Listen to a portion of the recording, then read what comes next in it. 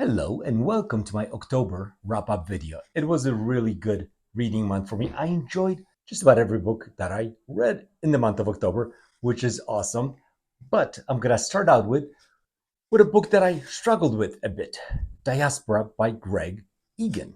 At the end of the reading experience, I would have to say it was a really good book, really thought-provoking, really challenging read, but it was too much for me. Just about every page on this book was a struggle. I had to reread the pages. I had to go back. So it was a chore. It became difficult. The storyline is really interesting. It takes place many years into the future. Humanity is divided between the fleshers, people like us still living in our original organic bodies, and also others who use renewable, disposable robotic bodies that remain in contact with the physical world. But most people choose immortality and live basically as conscious software in a simulation.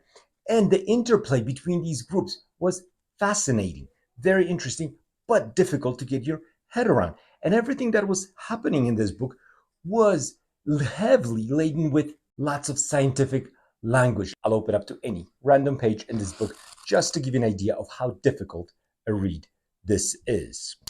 Not every bond does. If you threw enough hydrons together, the leptons fill up all the energy levels where they're confined tightly within the nucleus, so the outermost ones end up protruding sufficiently to be able to bind two atoms together with a respectable separation between the nuclei. You have to fill up the first two levels completely, which takes 12 leptons. So every stable molecule needs to contain few, judiciously placed atoms of number 13 or higher. Atom 27 can form 15 covalent bonds. It goes on and on and on like that. But there is a good story or so. It's just a book that I could not recommend to anyone because I think for most readers, it may be a little bit too much experimental science. Now, another book that I read, and this one I loved. Stanislaw Lem, as you know, is one of my all-time favorite science fiction authors. He's Polish, like me, which definitely skews my perception of him a little bit, but just a little bit. This book is fabulous. Invincible is the story. Niezwyciężony is the original Polish title. I actually have the Polish book. I read that a long time ago. I needed to reread it, and I decided to do so in English. Wanted to find out if the translation is good, and I'm glad to say the translation is really good. Now, it doesn't quite have the ability to show Lem's voice. In Polish, Stanislaw Lem has a very specific way of speaking to a reader. It is unusual. His sentence structure, just hit the words that he uses, there's always a hint of a smirk underneath his writing. And it's a story that shows humanity's faults in thinking that we are the best. We are the beings that have been chosen in some ways, the invincibles, the ones who deserve to flourish. We follow a group of astronauts in a ship that's called Invincible as they go out to another planet to follow a ship who is lost on that planet. And they're trying to figure out what the hell happened to the humans who were there. And in doing so, they meet an enemy that is very difficult to describe. And I think the less you know about it, the better. Very unusual. It reminded me of Solaris a little bit in the sense that this enemy that they're about to encounter is impossible for them to understand, to communicate with. I won't say anything more than that, but this book is fabulous. I highly recommend Invincible in the translation by Bill Johnson. Really good stuff.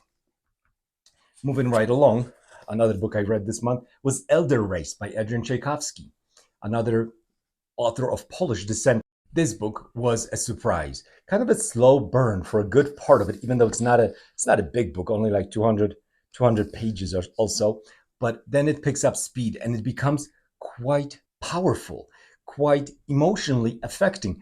I really connected with the plight of the co-main character, let's say. Very interesting book. It juxtaposes science fiction with fantasy, and it shows how easily one can be confused with the other. Fabulous book, quick read. I'm surprised more people aren't talking about Elder Race because this was really good. I love Tchaikovsky's Children of Time, of course. That's one of my maybe top 5 science fiction books, and this one was excellent. So I'm very glad to find another Tchaikovsky that I really loved. Great story, in my opinion. well written too, really beautiful language. Martha Wells, Artificial Condition. This is book 2 in the Murderbot series. I read book 1 some time ago, and I liked book 1, but I wasn't like, oh my god, I gotta continue with all of them. Of course, they're all very short, but I stopped after reading the first one. I'm glad I came back to it. This was really good, a lot more fun. Murderbot, his unique personality is revealed even more in this book. He builds, his character is being built. The story is fast paced. It's fun. The world building also expands. In book 1, kind of everything takes place in one place, one planet. Here we're starting to see the scope of Martha Wells's vision for this series, and it was awesome. I can't wait to continue. I'm gonna pick up book 3 very soon. Another book that I read this month, and I reviewed it in a separate video. If you're interested, check out my channel for review of Holly. But I will say I love this book. It was such a good comeback for Stephen King, because Fairy Tale, which was his previous book, I did not love. I read it. It was okay, but there was nothing in it that really grabbed me. Well, the beginning grabbed me, but then it just, the book seemed to fade.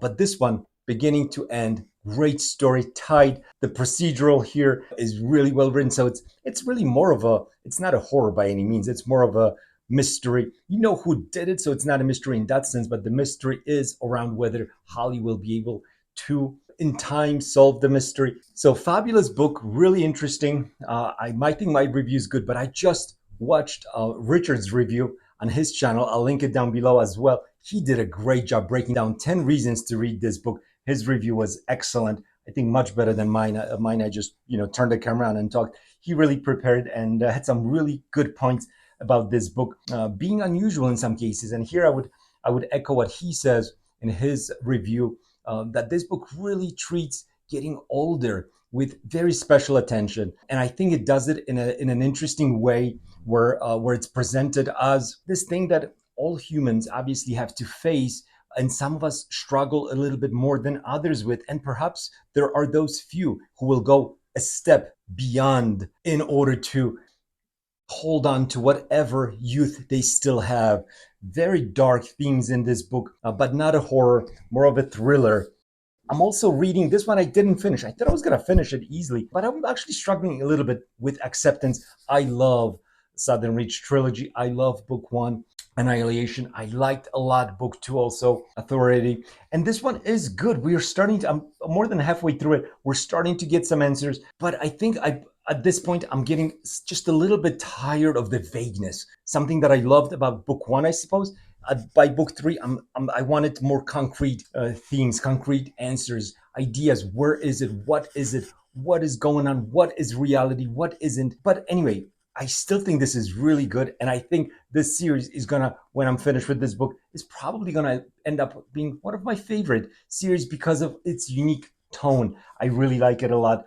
And I definitely recommend reading at least book 1. And I think if you read book 1, if you love it, you're gonna like book 2 and book 3 as well. Book 3, a little bit of a slow read for me, but I'm still enjoying it, and I can't wait to find out how it ends. Also, I'm reading some short stories by Ray Bradbury, The Illustrated Man. There's some fabulous stories here that I've read already. The Kaleidoscope was very interesting, with astronauts in a ship that exploded, being just stranded in space, knowing that they all gonna die, communicating, talking to one another. Interesting story.